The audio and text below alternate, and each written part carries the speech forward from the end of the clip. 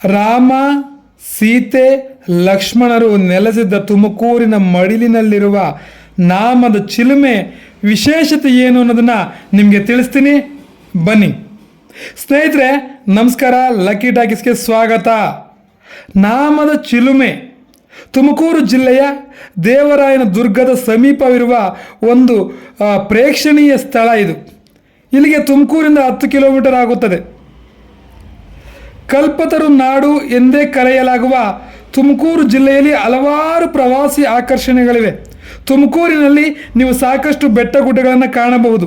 ತುಮಕೂರಿನ ಬೆಟ್ಟ ಗುಡ್ಡಗಳ ನಡುವೆ ಒಂದು ನೈಸರ್ಗಿಕ ಚಿಲುಮೆ ಇದೆ. ಆ ಚಿಲುಮೆಯನ್ನು ನಾಮದ ಚಿಲುಮೆ ಎನ್ನುತ್ತಾರೆ. ಇದಕ್ಕೂ ರಾಮನಿಗೂ ಸಂಬಂಧವಿದೆ ಎನ್ನಲಾಗುತ್ತದೆ. ದೇವರಾಯನದುರ್ಗ ಬೆಟ್ಟದಲ್ಲಿ, ಅಂದರೆ ಈ ಜಾಗ, ಇಲ್ಲಿ ಶ್ರೀರಾಮ ಲಕ್ಷ್ಮಣ ಸೀತೆ ಬಂದು ಕೆಲ ಕಾಲ ವನವಾಸ ಅನುಭವಿಸಿದರು ಎಂಬ ಕಥೆ ಇದೆ.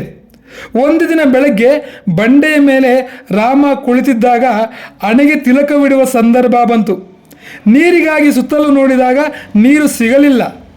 ಆಗ ಸ್ಥಳದಲ್ಲೇ ಬಾಣ ಹೂಡಿ ಬಂಡೆಯ ಮೇಲೆ ಬಿಟ್ಟಾಗ ಬಾಣ ಬಂಡೆಯ ಒಳ ಹೋಗಿ ರಂಧ್ರವಾಗಿ ನೀರಿನ ಬುಗ್ಗೆ ಚಿಮ್ಮಿತು.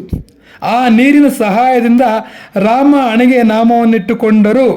ಆ ಕಾರಣಕ್ಕೆ ಈ ಪ್ರದೇಶವನ್ನು ನಾಮದ ಚಿಲುಮೆ ಎಂದೇ ಕರೆಯುತ್ತಾರೆ. ದೇವರಾಯನ ದುರ್ಗಕ್ಕೆ ಅಲ್ಲಿಗೆ ಬಂದಾಗ ಈ ಪ್ಲೇಸ್ ತುಂಬ ಹತ್ತಿರದಲ್ಲಿದೆ. 3 ಕಿಲೋಮೀಟ್ರು ದೇವರಾಯನ ದುರ್ಗ ಬೆಟ್ಟದಿಂದ ಇಲ್ಲಿಗೆ. ಈ ಜಾಗನೂ ಒಂದ್ಸಲಿ ನೋಡ್ಕೊಂಡು ಹೋಗ್ಬೋದು, ತುಂಬ ಚೆನ್ನಾಗಿದೆ. ಇಲ್ಲಿ ಜಿಂಕೆ ವನ ಇದೆ, ತುಂಬ ಜಿಂಕೆಗಳಿದ್ದಾವೆ. ಮತ್ತು ಮಕ್ಕಳನ್ನು ನೋಡೋದಕ್ಕೋಸ್ಕರ ಒಂದಷ್ಟು ಮೊಸಳೆ ಈ ಥರದ್ದೊಂದಷ್ಟು ಡಿಸೈನ್ ಮಾಡಿಟ್ಟಿದ್ದಾರೆ. ಇದೆಲ್ಲ ಕಾಡಿನ ಮಧ್ಯದಲ್ಲಿರೋದು. ತುಂಬ ಚೆನ್ನಾಗಿದೆ, ಒಳ್ಳೆ ಗಾಳಿ ಬೆಳಕು ಚೆನ್ನಾಗಿರುತ್ತೆ. ಒನ್ ಡೇ ಟ್ರಿಪ್ಗೆ ದೇವರಾಯನ ದುರ್ಗಕ್ಕೆ ಬಂದಾಗ ಇಲ್ಲಿ ವಿಸಿಟ್ ಕೊಟ್ಕೊಂಡು ಹೋಗ್ಬೋದು. ನೋಡಿ, ಎಲ್ಲ ಹೆಂಗಸರು ಹೆಚ್ಚು ಬಂದಿದ್ದಾರೆ. ಥ್ಯಾಂಕ್ ಯು, ಧನ್ಯವಾದಗಳು.